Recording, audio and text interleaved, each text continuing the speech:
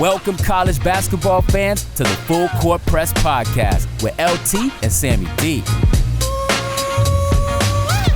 This is the podcast that brings you legendary stories from college basketball's golden era and dives in deep with a current analysis of today's game. Get ready for the most energetic and entertaining college basketball podcast around. Let's get it.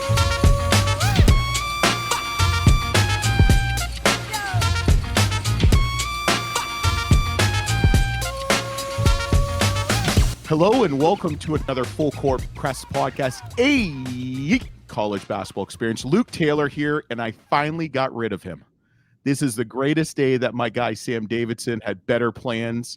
So what does that tell you? I like this coach. I'm excited.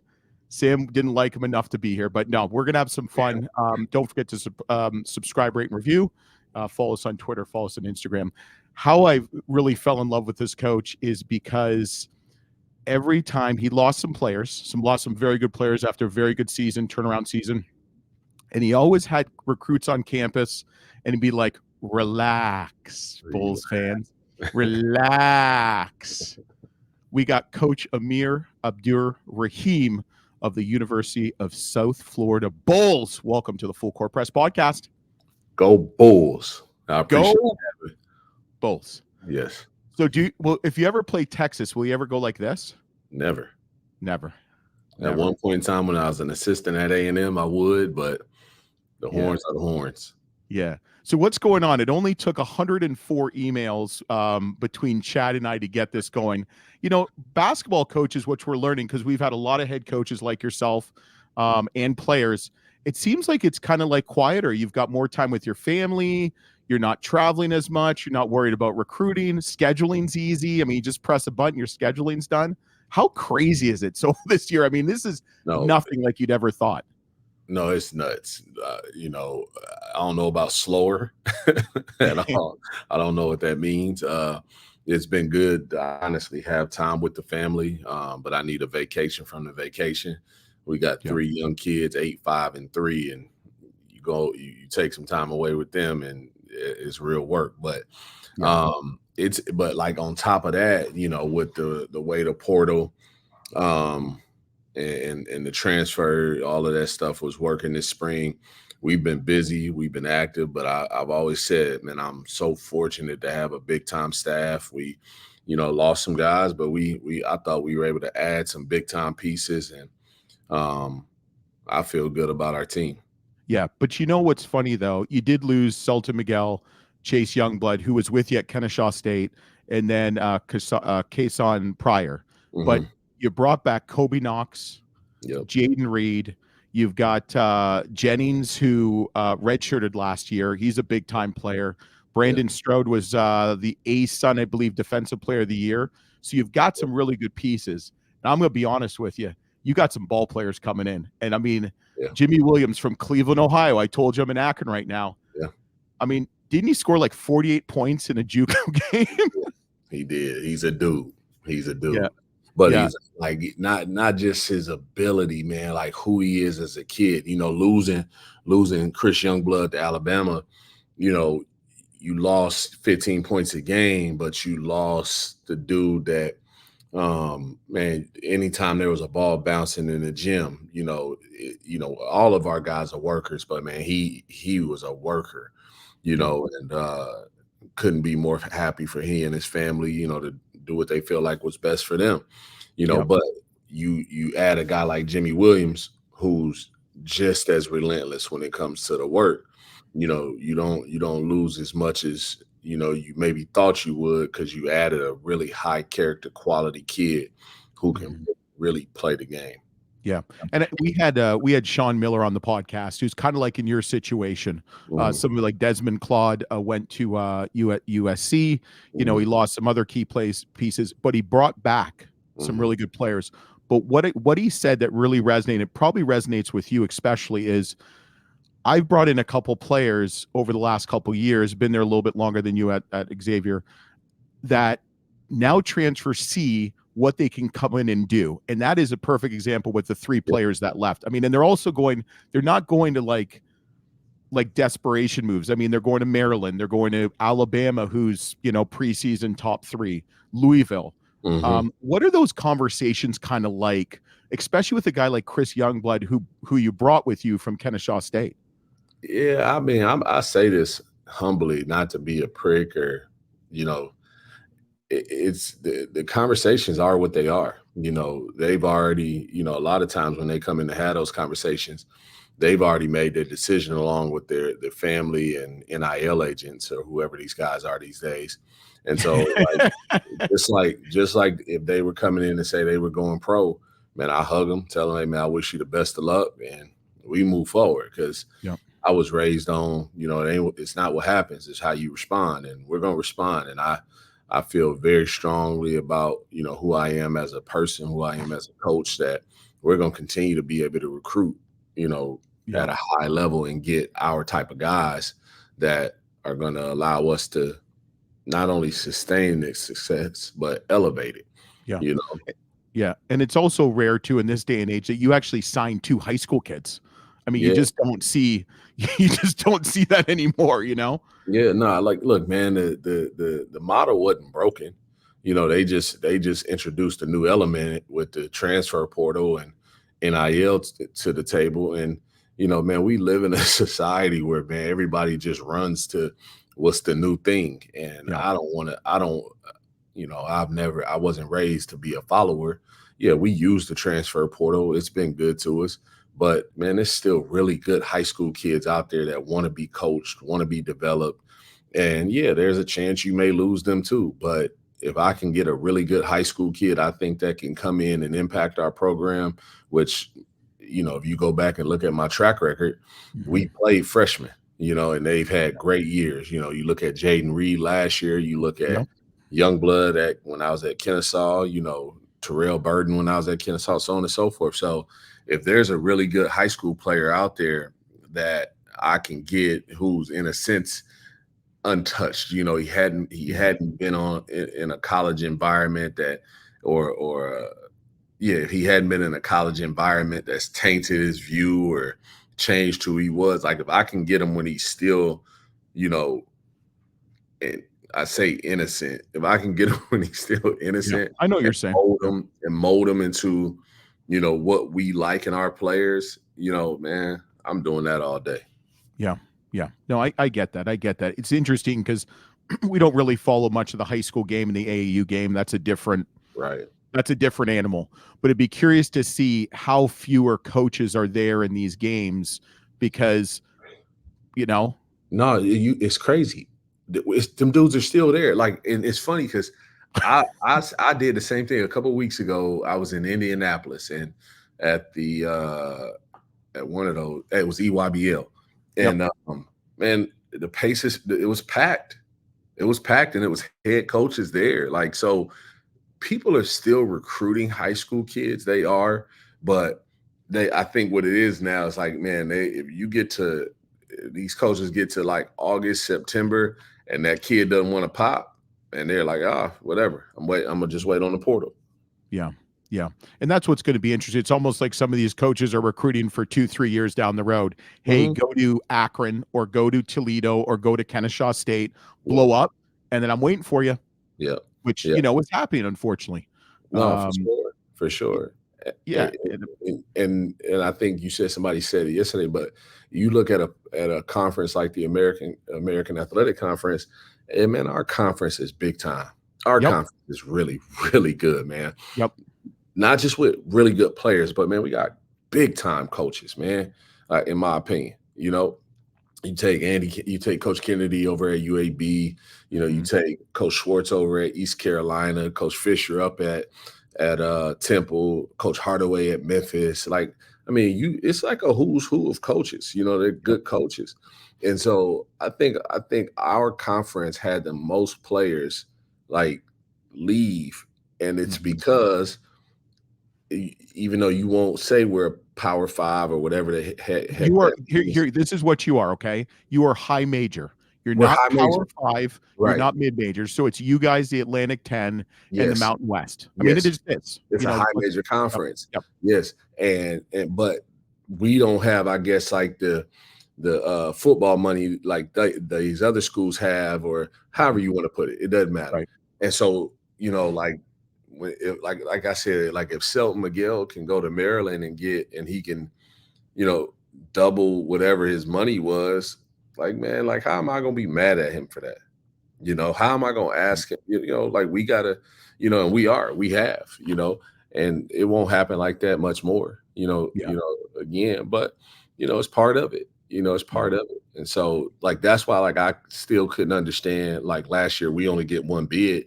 We won the regular season at 16-2, and I thought UAB was very deserving of being in the tournament. I thought Memphis was, FAU was. Like I thought we should have had 4 teams, but that's my coach. You shouldn't have lost to Maine, the Black Bears. But like think about this. So like, I know, and it's part of it. But basically, the committee held against me a schedule that I didn't put together. Right. Like I got the job in late March. And the schedule was basically done. It was handed to me. And you're talking about a main team who coach Chris, he can really coach. Mark, I understand that. Yeah. Right. Yeah. And he was there a year. And I'm not making excuses like by any means, but we still went 16-2 in a high major conference. But here's the problem. Okay. So you started off 2-4. Okay. Started off a little bit rough. And then all of a sudden you beat Florida State, which is a good win. They were a little bit down last year, but Leonard Hamilton's teams are always good. They're well played. They're fundamentals, whatever. And then you went on a roll. You beat Memphis. I watched a couple of your games. I watched that Florida Atlantic game. Holy shit. Like it was on a Sunday.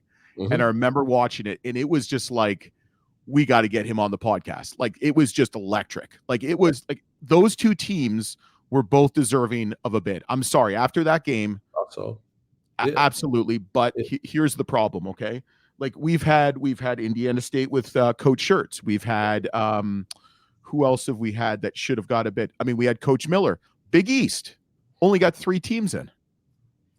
And I mean, the Big East. I mean, you grew up around basketball with your family and what have you. It's like, and they're saying they'll expand the field. It ain't going to help you.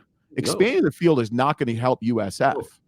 But like, think about it. If in my opinion, if you're winning the regular season of a conference, and I'm not gonna sit here and debate you on, well, that team should get in. But like, if a team is like, if you're telling me Xavier, like, but they didn't, I know they didn't.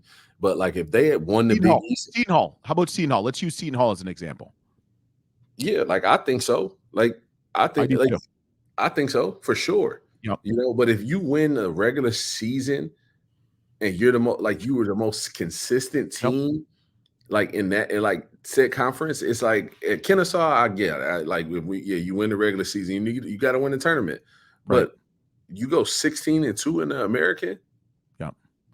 I think what needs to happen, and this is my opinion, and I think it's a great opinion. No one ever listens to my opinion, especially my wife and kids. That's cool though, or Sam for that matter. But in certain conferences like yours, Atlantic 10, Mountain West, even like the Sun Belt to a certain extent, and all the major conferences, if you win your regular season and you win the tournament, you get 2 automatic bids.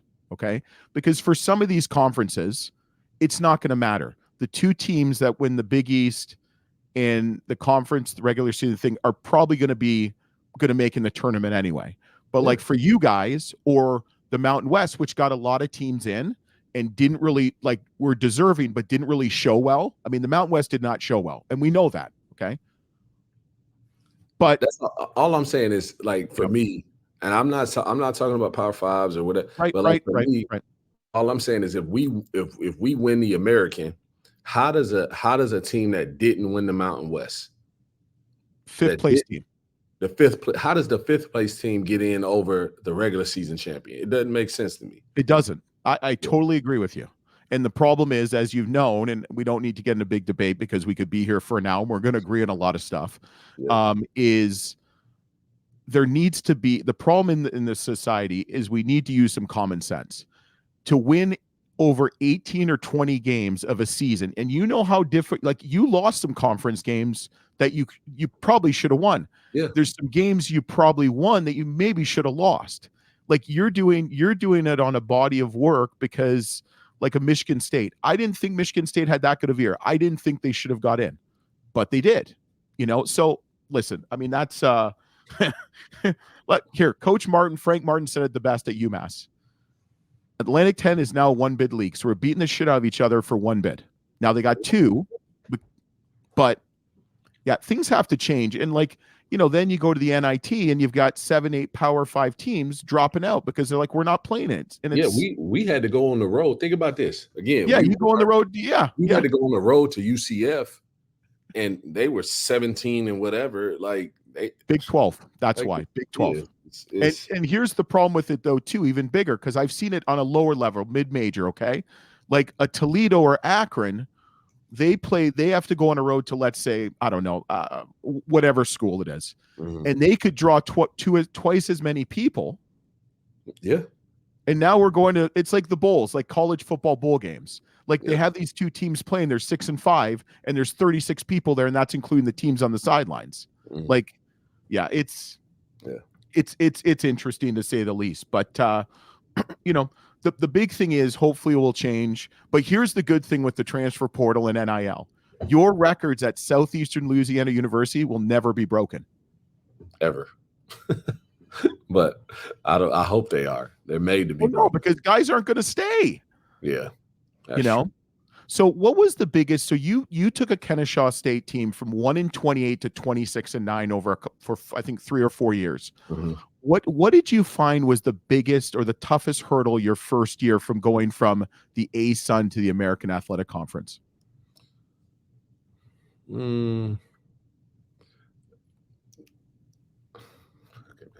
Like honestly, it wasn't.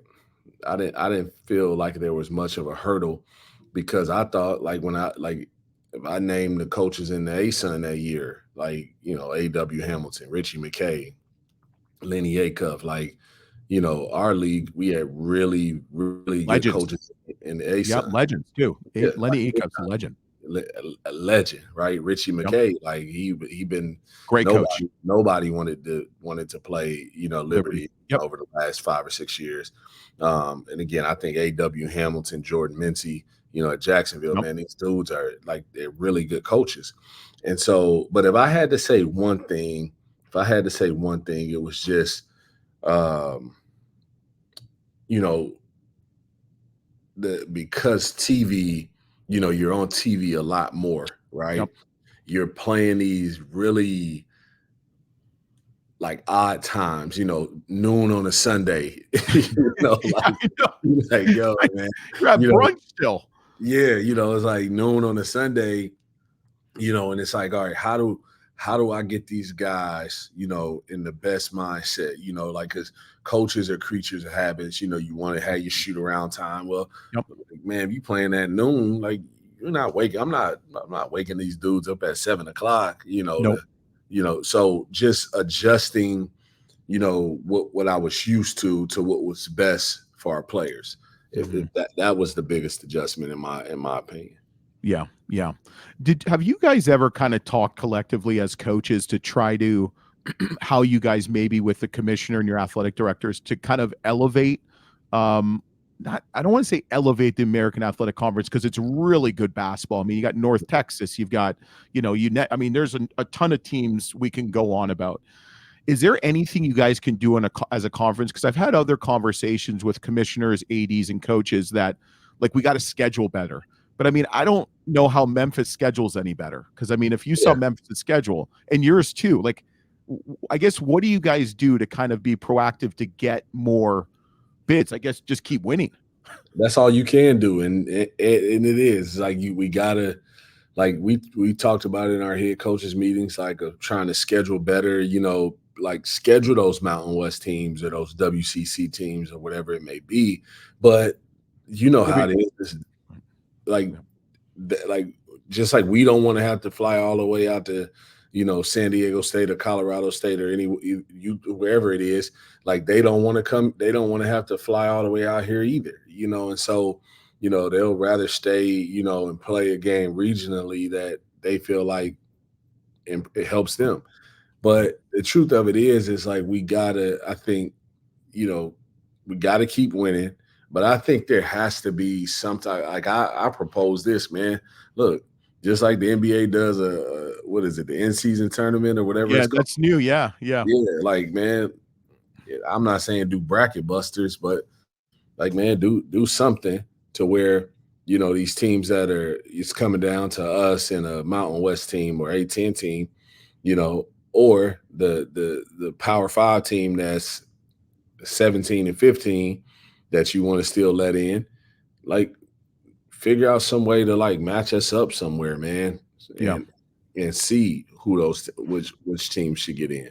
Well, it's funny, when I was at DePaul years ago, and we were in Conference USA with South Florida, Mhm. and because it was such a big geographical conference, and this was tennis, men's tennis, but so they would split us up. So we would go every year to Fort Worth, and we'd play five Right. teams, Yep. and then the other five would go to South Florida or Memphis or whatever it was, Louisville, whatever.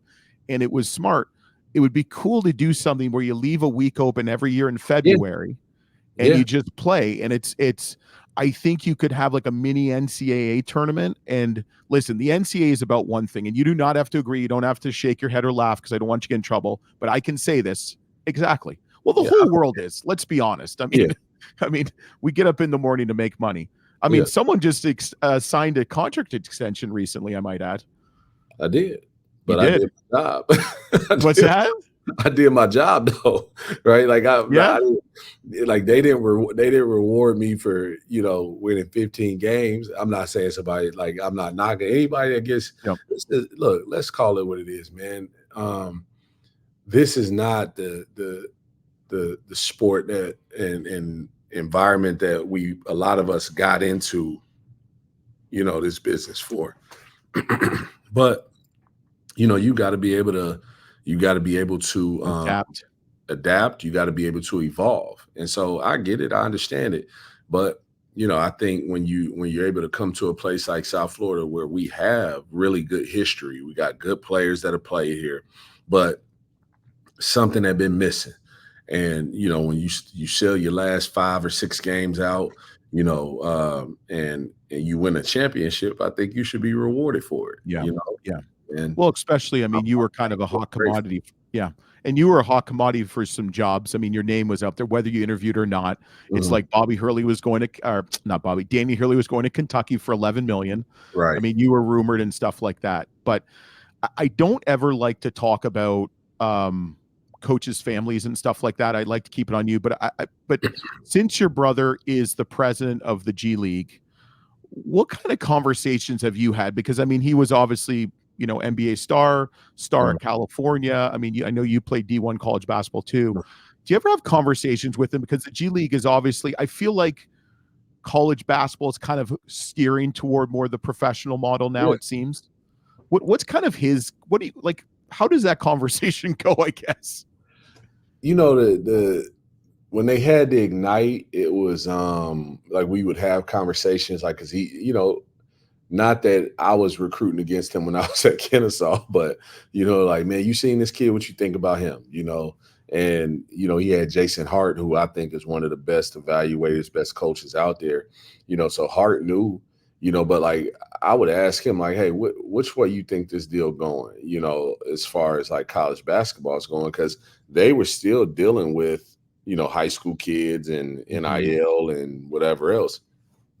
But yeah, we have conversations. A lot of the information is privy, you know. Yeah, but, that's okay. I was just curious. Yeah. No, it's all good. But like, I mess with them all the time. It's like, man, you know, college is about to be the developmental league for the G League, you know. And so, you know, you just got to evolve. You got to adapt. Yeah. Can you imagine with him and NIL when he was coming out of high school?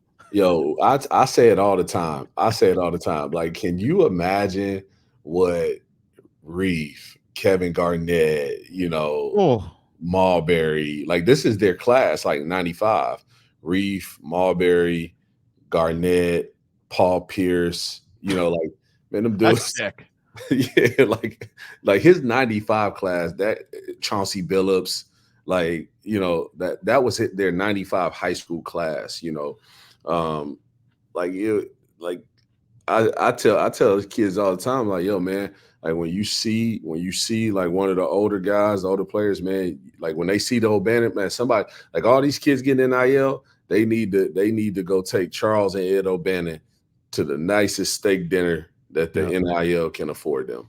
Yeah, like, we actually, we had Mark Gottfried on the podcast, and he brought that all up. We had him in November when it was kind of, because he obviously coached and Charles at UCLA, but it was funny. We had Conzo Martin, Coach Zoe, and he was talking about Glenn Robinson and NIL. I mean, just like your brother. Yeah, I mean, it would have been ridiculous. Like in real value. Like can you imagine having like a platform back then where people could see, Reef play, or Garnett or Marbury, like, and now everybody gets to see them, because like, I mean, them dude, like, I can remember being at those AAU games. It was fly on the wall, man. Like, I mean, think about like dudes like Ron Mercer. Like Ron Mercer was cold. He was cold. He was cold at Kentucky and the Celtics. I mean, he was all these guys. But can you imagine, even if they did like an autograph signing, how much money they could have made just on the side, 20, 30, 50,000? Like that? Easy.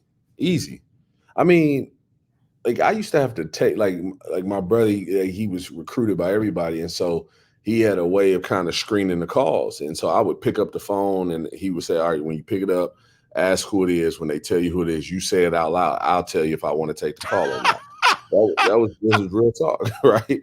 And so, man, like the dude, I'm not gonna say who, but man, it was a pretty prominent SEC program that used to call. And I'm like, oh, Coach such. And I'm like, yo, they just want. Man, I don't care about all that, So it's pretty crazy. So we do a little section called the shot clock. Sam usually sets it up. Just light, easy questions. You'll probably laugh. It'll make you think about yourself. You win nothing, you get nothing. So anything that comes to your mind, just say it. Okay. First question: favorite artist from the ATL? Outkast. Favorite song of Outkast? That's them and Tribe Called Quest are my jams right there. Really? Yeah. You said favorite song? What's your favorite Outkast song? Get up, get out, and get something. But real slow. I love like that. You like the Outkast. Bombs over. You can't say that now, Coach. That's not politically correct. B.O.B. I'm just joking. That's the name of the song. I know. Rosa Parks. That was. I remember. So I saw Outkast at the House of Blues in Chicago, and they played Rosa Parks. Yeah, and it do, and then it hit, and literally I thought the floor was gonna fall in. I mean, it was, and then Bombs Ever Baghdad came next, and it was just they're awesome. No, they're the best. They're the best. They are the best. All right, one word to describe USF. Elite. Ooh, elite. That's nice. One word to describe the American Athletic Conference. Phenomenal. Ooh. Best advice is obviously more than one word. Best advice another coach ever gave you. Don't want to be a head coach. Want to be a successful head coach. Ooh, who said that to you? Shaka Smart. Oh, you like Shaka with or without hair? I like Shaka Smart. I don't like it. That's his choice. I don't care. Like, he a man. Like, I'm not. I don't like. I think he elite no matter what. Yeah, I knew Shaka when he was at Akron. He was bald, and now Shaka's got hair. And it's funny. We've had Coach Mo. We've had Coach Wade. We've had someone else that coached with him for a long time, and we kind of laugh about the whole. All of a sudden, he's got hair, But he's an awesome dude. He's sincere and true. Though he hasn't been on the podcast, yes, I still like him. When he said that to me, it changed my whole mindset of like, all right, yeah, not forget, like, all right, become a successful head coach. Like, yeah, so what are the steps to that? Because a lot of people become head coaches, but how do you become a successful head coach? So no, I'm always thankful for that little nugget he gave me. Okay. Funniest recruiting story. Man, funniest recruiting story. That's a good one. We've heard some funny ones, to bad chili, to missing airlane fights, to picking up people at Six Flags for the recruiting trip. Man, funniest recruiting story. Man, we bring a kid in. I'm not gonna say where. Who cares? I'm at Murray State as a assistant. Yep. And man, we bring a kid in. It was a transfer. And man, this kid is talking so reckless to me, man. And like, like, coach, I'll work you. Like, you can't play. Man, it's like midnight. I'm in the gym wearing them out. Like 1-on-1, 7-game series, 1st to 4. We didn't get him. Did you really want him? I mean, let's be honest. No, we did. Like, he could really play, but he was talking so reckless to me. And I'm 20. I bet you I was 26 at the time. And my ego, I was still. You ain't doing that now, man. No. Like, I was still in like shape then. Like, I could still, like, I was. Look like you're still in shape and you can hoop something. Yeah, but like, I'm talking about, like, I would play back then. I would play almost every day, And he was talking so reckless to me, like, man, you're not about to, like, yo, let's go to the gym. Let's go. And worked him.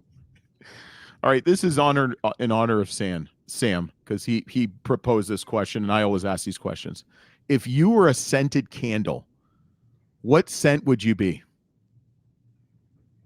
If I was a scented candle, gunpowder. Not like Coach McNamara at Siena, eucalyptus mint. Mac, a good dude. I don't know about that though. He's like, it reminds me of the spa, with his spray. Spa. All right, gunpowder. Okay. So with the current NIL and transfer portal, what does culture mean to you? It still means everything. Because, I mean, we just saw UConn win back-to-back national championships. Yeah, they were really talented, but I think everybody would agree, like, their culture jumped off the page, jumped off the screen if you were watching them, on TV. I say this humbly, and this is not to put a knock on our team last year, but I thought, in the American, I thought we were maybe the 8th most talented team in our league. And that, and that's not saying like our players were bad. Like, we had really, really good players, but man, like, there were other teams, but like, I thought our culture was elite. I thought it was big time. I thought the environment we operated in every day allowed us, when those games got close or when we got down, like, there was no splintering in our group. Like, if anything, they became closer in those situations, and we won out. Yeah, awesome. If they did a Hollywood movie about your life, who would play you in the Hollywood movie? I hope Denzel Washington. Come on, man, Denzel. That's good. That's good. Okay, you got that. That's good. I got it, man. I can see that. The song that best describes you. Song that best describes me.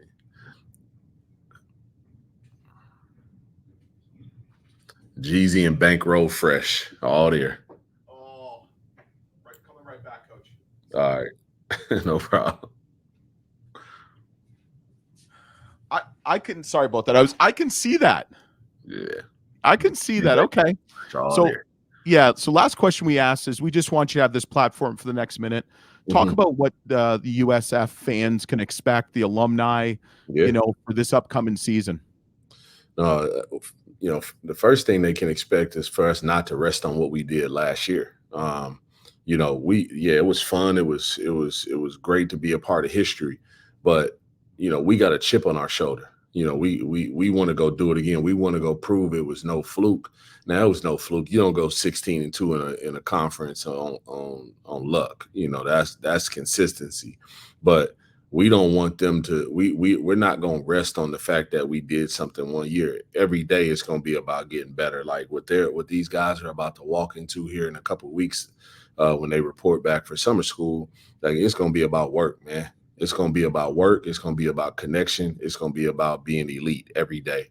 So I want our fans to be locked in, because that Yuengling Center, like, I expect it to be jumping every night. I don't care who we playing. You know, whether it's a conference game or a non-conference game, I expect it to be sold out to create the best home court environment in the country. One of them, when they put those lists out there with best fans or home court environment, I expect USF to be on that now. Free beer. Yeah, they do that too, I think.